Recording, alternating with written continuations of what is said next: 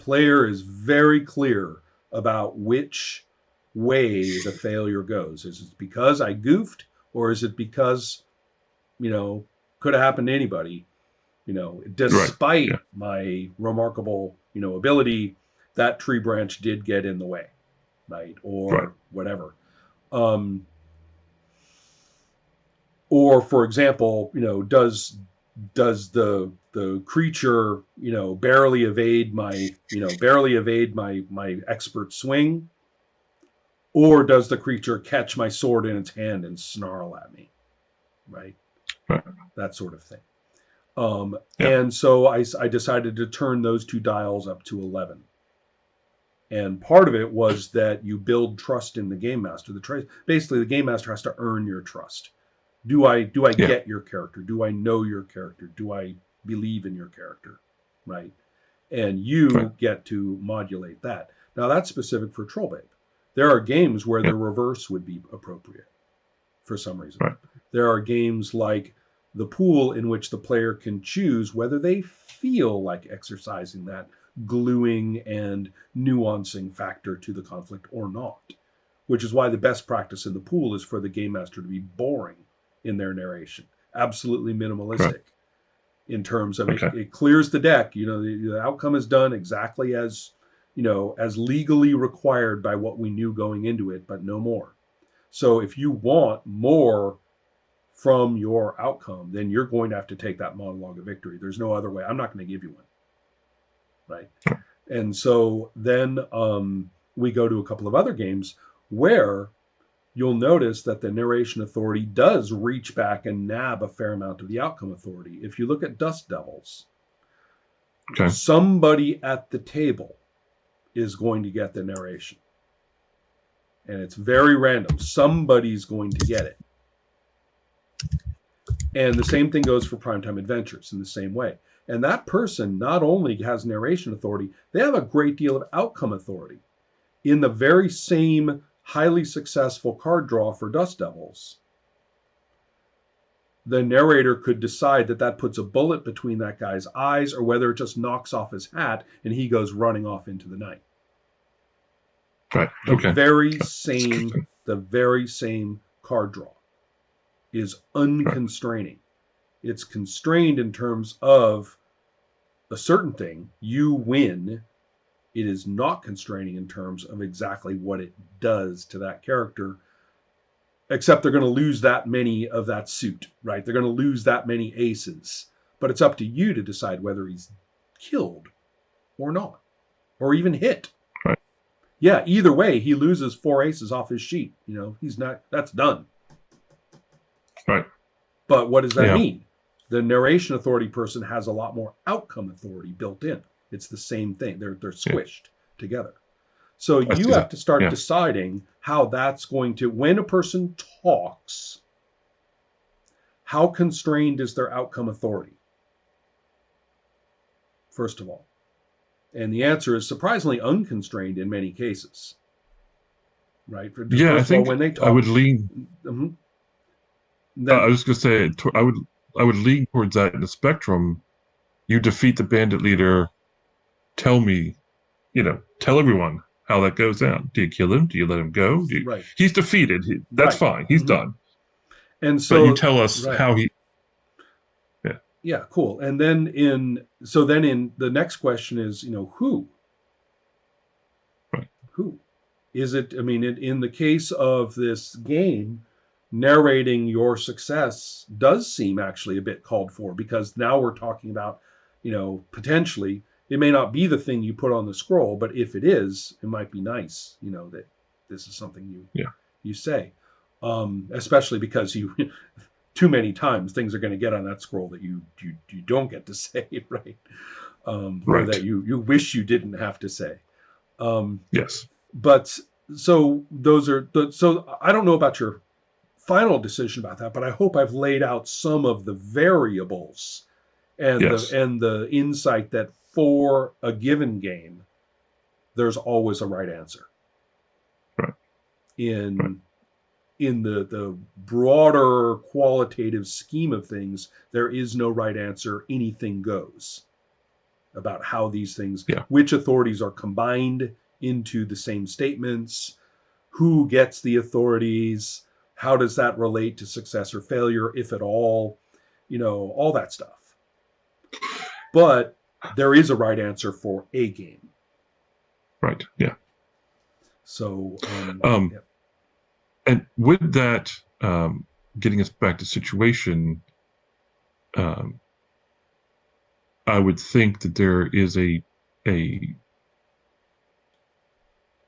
some kind of link between outcome authority and the next situation Right. That's that pops up. absolutely important, isn't it? And that's Yeah. what we do not want a flat ball to hit the ground at the end of an outcome and its narration Yeah. to be picked up, reinflated by the GM, right? And then Right. thrown back to the players all bouncy again. Right? Yeah. That's deadly, and it's actually the thing that probably kills what people call their epic campaigns. Is Mm-hmm. the flatness from outcome into the next situation. Right. Right? There Right. was too much focused on how difficult it was to deal with that situation and how problematic or unpredictable or secretive or whatever it may have been for the players. Right. Or too much emphasis on that and not enough on, okay, they stopped the president is saved from the assassins of the mauve claw. Right. Right? Yay. Well, what happens next? I guess I better go buy another scenario because I don't fucking know what is next. Nothing we did creates a next. Yeah. Right. Yep. And Yep. so that becomes an important point. Do you want to mechanize that in some way? Is there some signal? I mean, I don't want to get too stereotypical Forge here and say if you want it to happen, make a mechanic for it. Right. That's right. And there is such a thing as stupid dice tricks. There are. Right. So I mean to say, well, when you throw the one of the dice is red, and if the red die comes up a 5 or a 6, then you incorporate this outcome into the next situation. There's something real gimmicky about that, right? And it I've always felt things like that make um, um, diminish the success, and that's about Right. a problem with a lot of games. Um, D&D is a lot like doing dishes. You may do all the dishes, clear the sink, and tomorrow there's going to be a sink full of There dishes. you go. Right. Right. Mm-hmm. Yeah.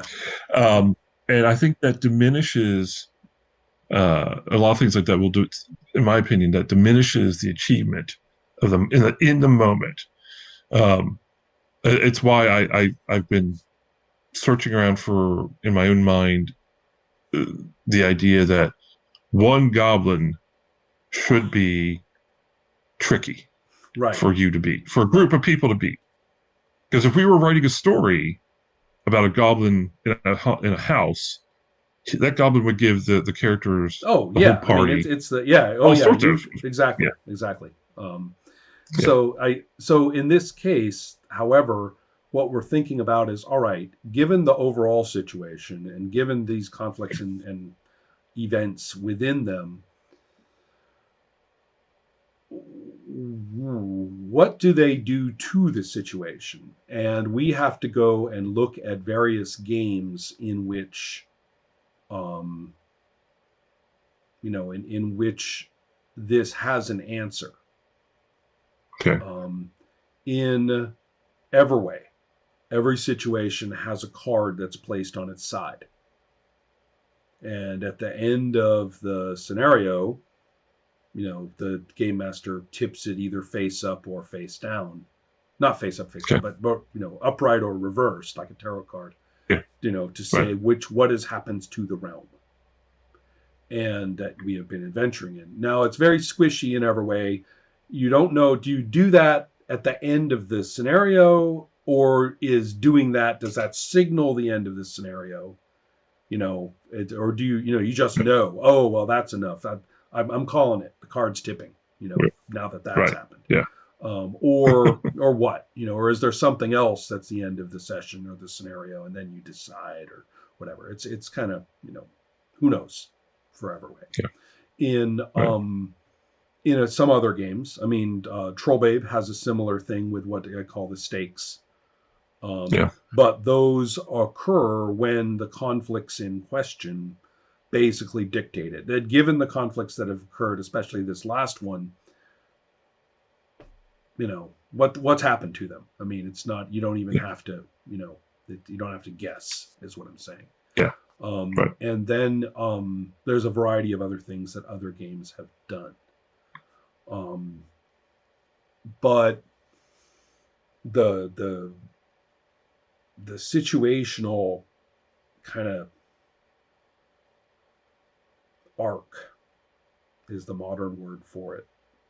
Um, you can find multiple things. In Sorcerer, it's a very self centered game, and the arc that matters is the characters, as Yeah. defined by the kicker. Whatever, once we figured out, or rather, once the implications of the kicker, known or unknown to everybody, have played themselves through, now that's a unit, right? And so it's you are the Right. situation, right?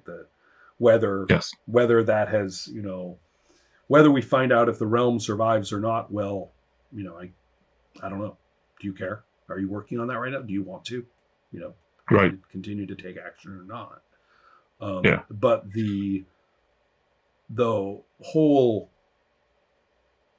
notion that we know when the situation has changed. And then there are games that simply do it structurally. You play through Kagamatsu, and once you have worked through a certain amount of, these steps, then the shadow Yeah. strikes, and now we find out what becomes of that. It just does. Yeah. Run out of budget in Primetime Adventures, or there's a Right. very similar thing for Shock. You have a game master budget, and in Shock, it's kind of nice because if the budget, in fact, both of these games is kind of similar. The budget doesn't have to run out. Events on their own can provide enough closure for everything happening that we say, Yeah. okay, that's enough. We have got the closure we need. A little budget left, fine.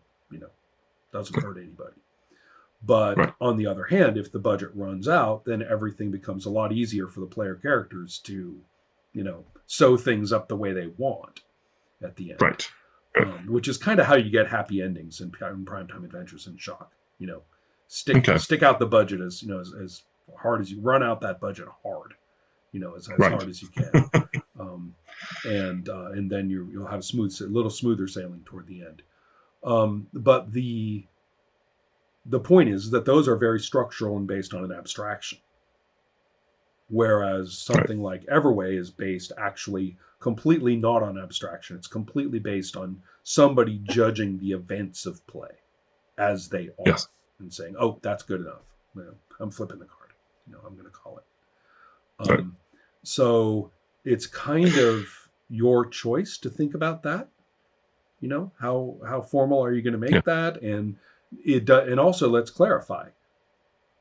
We know this is really about legacy. Yeah. So do you or don't you need to, I mean, if you come up with a formal method for closing out situations, it's going to be because you don't want to attend to it, right? We're thinking about legacies here, and you're going to just let this have a mechanism so that you can make sure it happens, or not. So, or how well it goes and stuff like that. So it's kind of up to you to decide how formal you want it. But whether it's formal or informal, it should be, either way, it should be because that's not the priority. Whatever keeps it from being the priority, Okay. that's the way to go, right? Right. So it's, anyway. Yeah, situational Well, closure is a subroutine of legacy creation. That's a good way of looking at it, right? Yeah. Not the other way around. Yeah. And I've been thinking along those lines that ultimately beating the bad guy or whatever the situation, the larger situation isn't your goal. Right. It's like you Right. talked about. It's your legacy. It's your goal. Yeah, Yeah. if it's your goal, if it's your character's goal in play because you're feeling it in play, then yeah, go fight for it. Do it. Right. Otherwise, Yes. don't. Yeah. Right. Right. Um, and that's nice too, And because that means that if they do have missions or assignments or obligations of any kind, that doesn't change that fact, does it? mm-mm. Right? That's the cool Yeah. thing. Right. That way, the Right. mission doesn't become the point of play. Yes. Right. Right.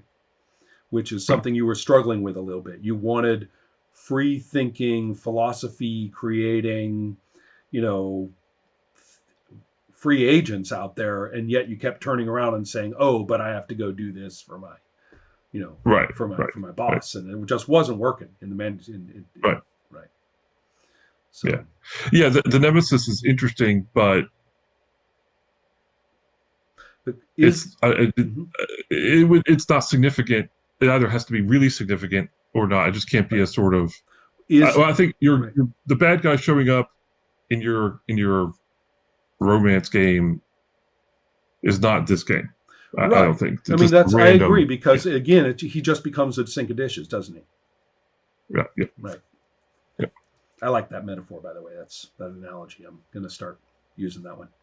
So, But well, I think we're out of time, okay, and I've got a day from hell, so I need to go and you I need to go suffer. So, gotcha. but hopefully this I hope this was a this sends you to your sends you to your notes page and Yes, I think yeah. and then the This would be fun good. of making up characters that you have in the later manuscript is then rewarded through play, Right, right? You're like, this was worth right, it to make up this character. I'm liking where this is going. right. Yeah, yeah. I'll play with it a little bit, and then I'll probably see if anybody wants to play Yeah, test it at the play. So, excellent. all right, cool. See you later, Thank you son. very much. Take care.